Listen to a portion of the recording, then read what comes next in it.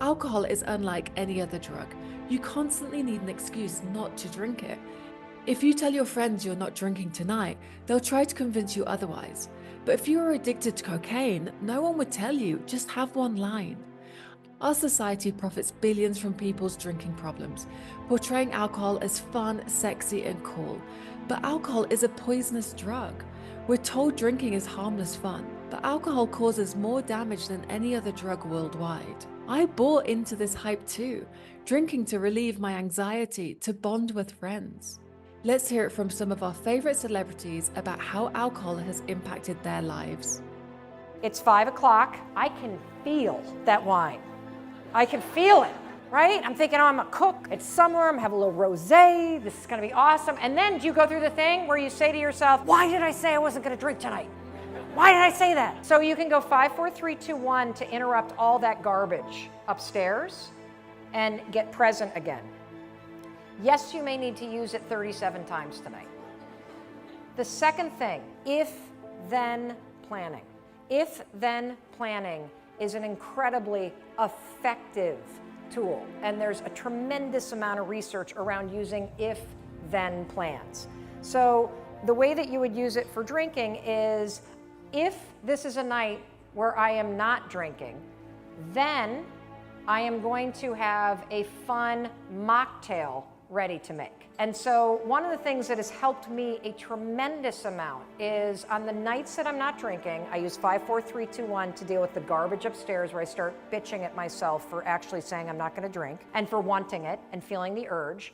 And then I have a then plan in place. And my plan lately has been, you know the kombucha stuff, that fermented tea? I have that in a wine glass with a little bit of club soda and a lime, and it feels like a cocktail. And the thing that's interesting is it's not necessarily the buzz that I enjoy from having a glass of wine, it's the ritual. It's the fact that the day is over and I'm cooking dinner and it's time to relax and I'm treating myself to something.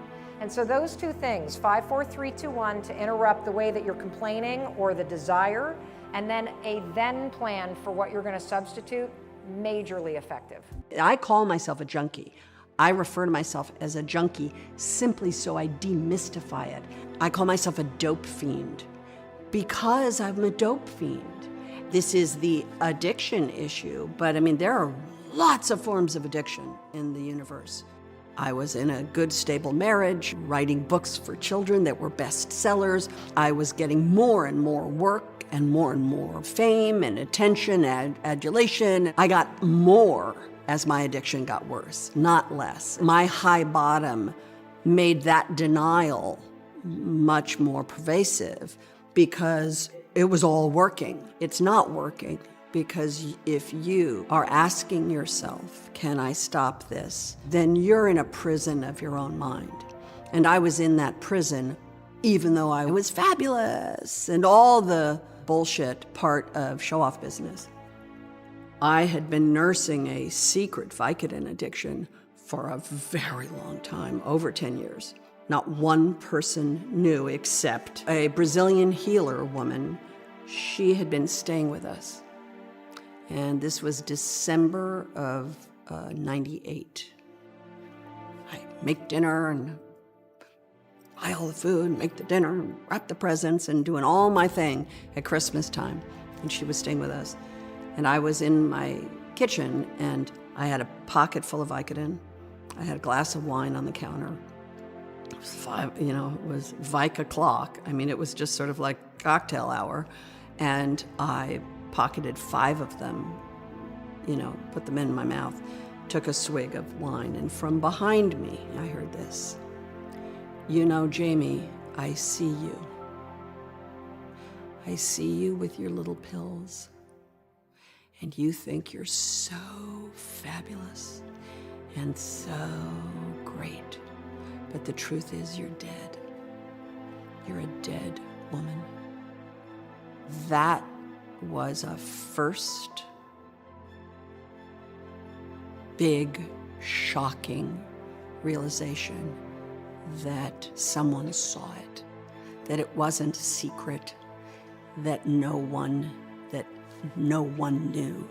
Now it's January 1999, And there was an article in Esquire magazine called Vicodin, My Vicodin, written by a man named Tom Chiarella. And in the article, he describes outing himself by writing the article, that by writing the article, he knew his doctors wouldn't give them to him. He knew that his wife and family were going to be on to him. He was outing himself for a secret that he'd been carrying. And that spoke to me probably louder than anything else. All of a sudden I went, oh, someone else is just like me. So by February, I went to a friend of mine, early February, and I went to a friend of mine, and we both had kids the same age, and I kind of like sidled up to her and kind of like, and finally, was able to say that I had a problem with Vicodin. And she looked at me and said, yeah, I know, me too. Isn't it amazing? And she gave me at that moment the number of a doctor who would write you script. Because prior to that, I didn't really get it from doctors. 5-finger discount, here and there. I had my ways. That night, when I woke up sometime between sleep and waking, I had a moment of clarity which saved my life, which is simply this. I imagined that she would die, and I would attend her funeral, and I would hug her children, and I would have blood on my hands. Or I would die, and she would attend my funeral, and she would hug my children with blood on her hands. And in that moment, I understood that it was going to kill me. And I called a friend of mine who was in recovery, an old colleague of mine, and I was terrified about being a public figure and walking into recovery centers and being around recovery, and I was terrified of it. And I said to my friend who was a long time in recovery, I said, is there any way somebody famous can meet me and go with me into a recovery room? And a woman called me, and I met her, somebody I'd never met, and she walked in with me, and I've been sober since that day.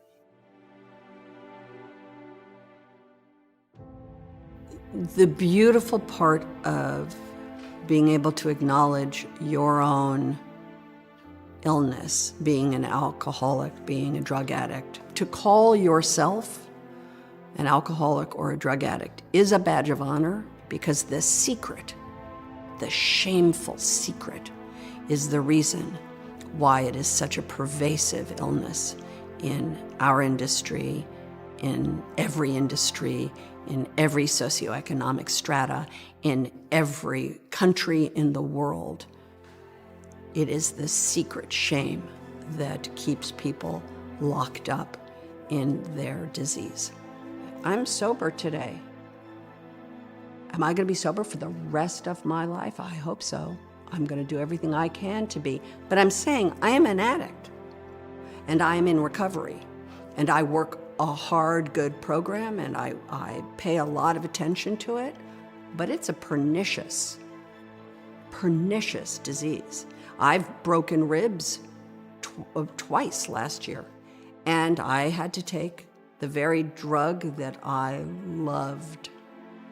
I was required to take in order to be able to exist, but I did it in a very carefully, very prescribed, very monitored way with a lot of contact. And there was no secrecy. I wasn't hiding it. It was out. The bottle was on the counter. My husband was like, everybody knew. That's a big change for me. But I mean, I'm an addict, so I'm in recovery. I'm not recovered, never will be, but I am working on it. Adele has been remarkably open about her drinking habits earlier on in her life. She recently confessed, I was literally borderline alcoholic for quite a lot of my 20s. She said that she regularly drank wine with Whispering Angel as a go-to that turned into a barking dog. During the pandemic lockdowns, her drinking escalated, as it did for many people. She admitted to having 4 bottles of wine by 11 a.m. some days. All that alcohol took a toll both personally and professionally.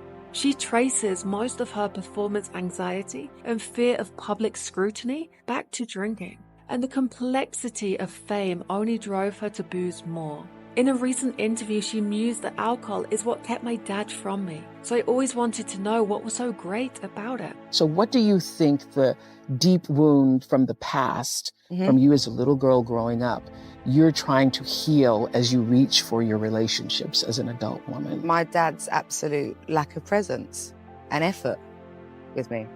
But, you know, as I got older, I definitely understood that it was the alcohol. It wasn't a choice that he was necessarily making in himself that he didn't want to. But when you're step little, up for me. you When don't you're know little, that. you don't know, especially when he's like, I'm drinking juice. Yes. So I'm like, oh, well, I drink juice. Like, you know, you don't know the sort of effects of it. But yeah, like when someone that you love so much and the more that you feel like they don't love you, you love them even more.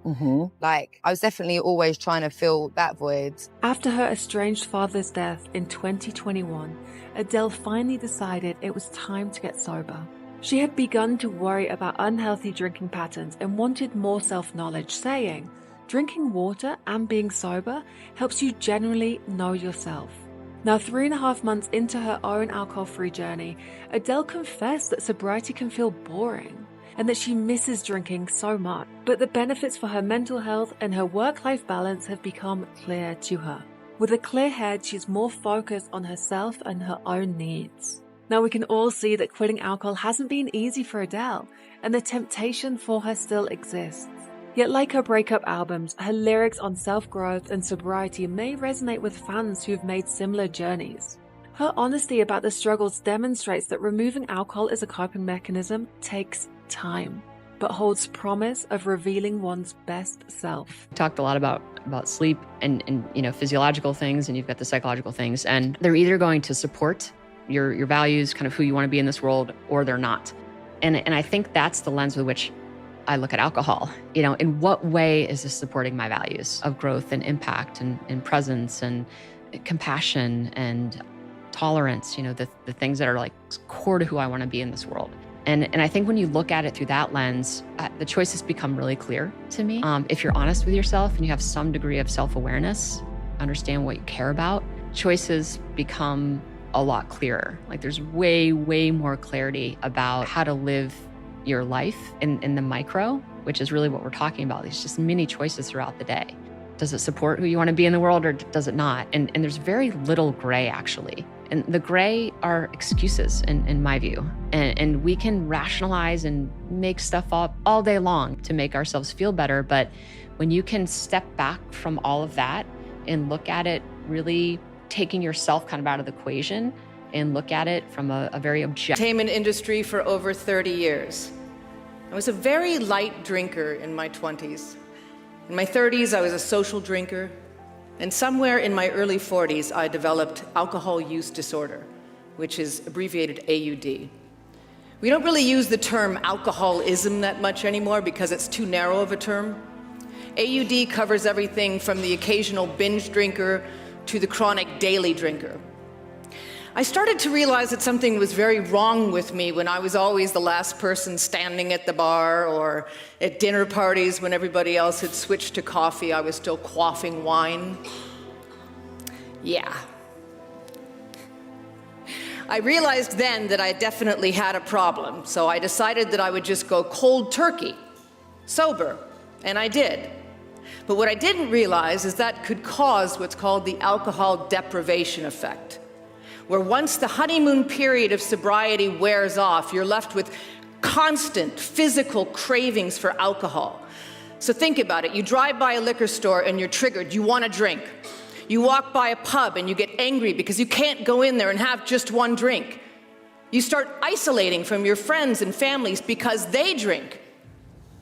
Developing AUD was an incredibly confusing thing for somebody who admittedly likes to be in control. I was definitely not in control of this at all. In fact, I was swept up in a nearly decade-long battle with something I refer to as the monster. Addiction is a monster, and it affects every ethnicity, social class, race, sex, age. It doesn't matter. You can be the most disciplined person in the world. When it gets you, it has you. It is in control.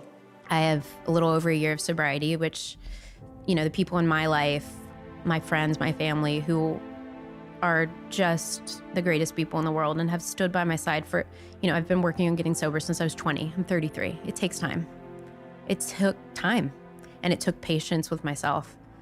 I mean, this is a topic I could talk about until the end of time, but basically what alcohol did for me, it did a couple of things. It was like this feeling of, oh my God, this is what I've been searching for my whole life. I'm my truest self, right? Like, I'm so much funnier and cooler and people like me. That's all bullshit. Guess what? Not true. I was not myself, not my truest self. But it started with, wow, I can be free and funny and boys will like me. This is when I'm younger, right? And I just like held on to that belief that real Lucy came out when she was drinking. Guess what? Real Lucy did come out, but it was that rage and pain that I had been holding on to for so long.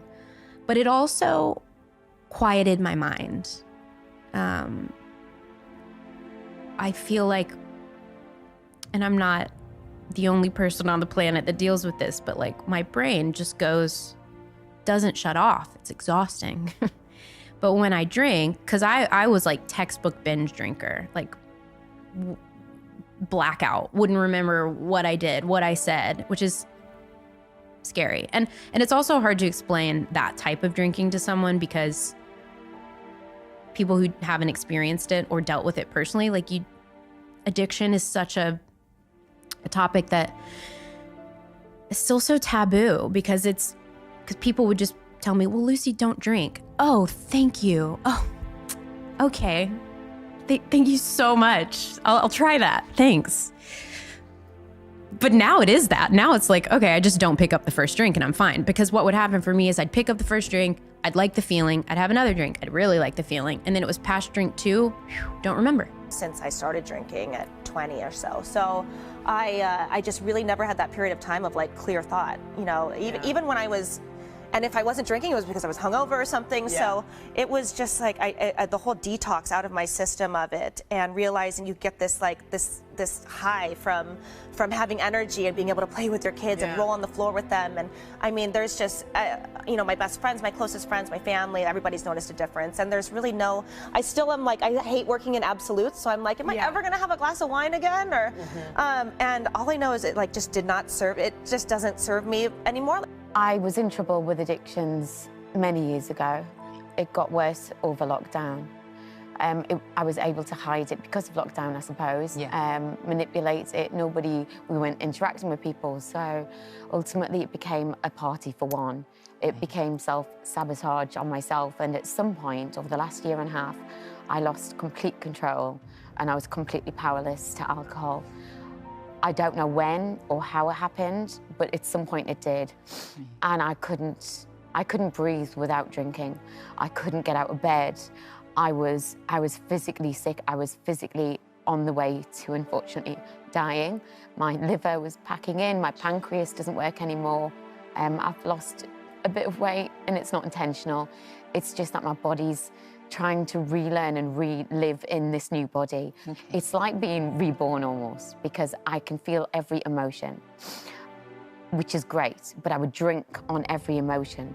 So I'm having to learn coping mechanisms to deal with everything from fear, hate, love, compassion, calmness and serenity, which I'm filled with now.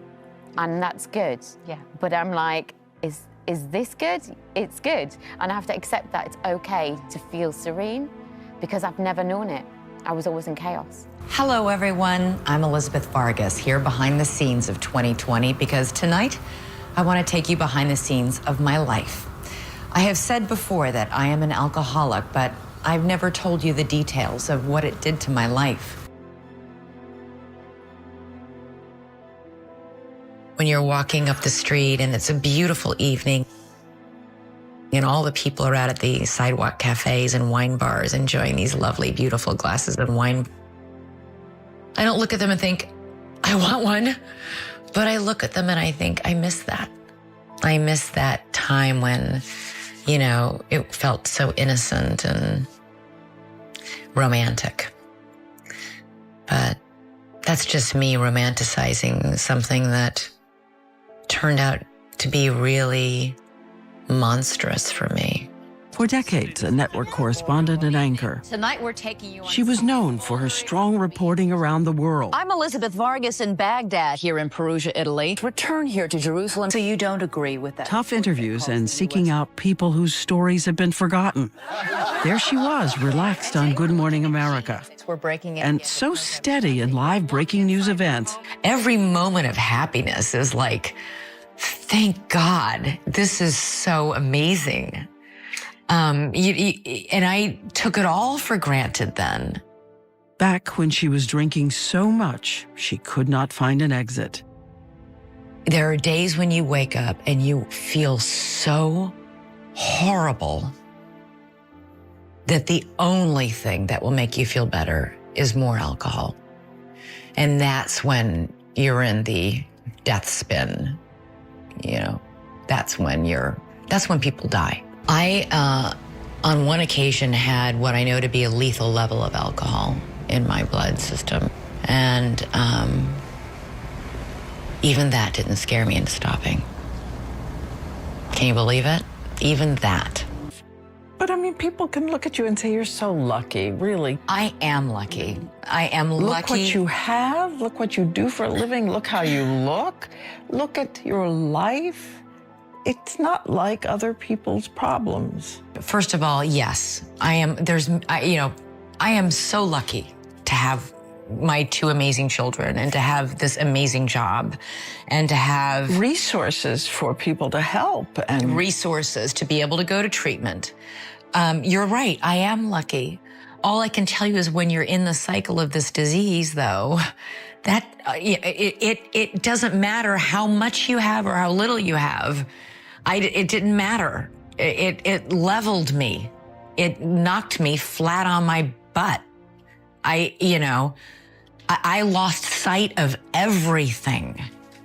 Everything. And those children she loves more than anything on earth. Please don't take my sunshine away. Watched it in fear they would lose her. Are they the hardest of the hard part? Oh, hands down. I don't know if I will ever forgive myself for hurting them with my drinking, ever. And I have to find a way to not, I don't know if I'll ever forgive myself for that. And because I'm basically so insecure and anxious and afraid, I never, ever in my life learned to reach out for help. And it was in local news that for the first time, she says, she found a kind of magic potion that helped with her anxiety. After work, the news team headed out to the bar, and a couple of glasses of wine became her new best friend. It was like, I finally feel relaxed. Everybody looked prettier and smarter and was more interesting, and me too. All my insecurities would sort of fade back. There's a real temptation when you've, to whitewash what you did. It wasn't as bad as everybody says, or it wasn't as bad as I remember. And for better or for worse, I have recordings of myself on TV and audio recordings that remind me how bad it was. My idea of a vacation was to empty the minibar by drinking everything in it. At one point, her younger son, Sam, comes into the hotel room.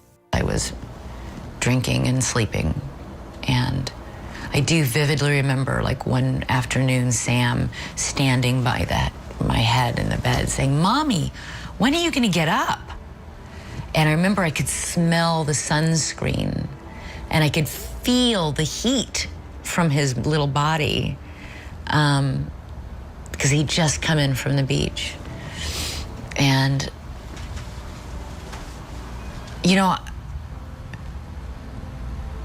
I would die for my children, Diane. I wouldn't give a nanosecond's worth of thought to die for my children, to kill for my children, but I would die for my children. But I couldn't stop drinking for my children. We all look at the alcoholic with revulsion and like, get it together for God's sake. Ugh, what is wrong with you? And that just makes you feel so horrible about yourself. No guarantee that I can stay sober for 2 years, 5 years, 10 years, 15 years. The truth of the matter is every single alcoholic only has today. None of us knows what will happen tomorrow. We all do everything we can today that tomorrow we won't pick up a drink, but we really only have today. To anyone out there who's struggling with their alcohol habits, please know that you're not alone. There is a solution if you're willing to take that first step and get support. Keep trying, keep fighting, and never lose hope that freedom and a better life are possible. I want to thank these celebrities for opening up and helping to remove the stigma around alcohol. When we share our stories openly, we take away the taboo and the shame and stigma. If you've been trying to quit drinking and you just can't get it to stick, follow me over on Instagram and jump into my DMs, or have a look at all of the free resources I have available in the description below. I really appreciate you watching.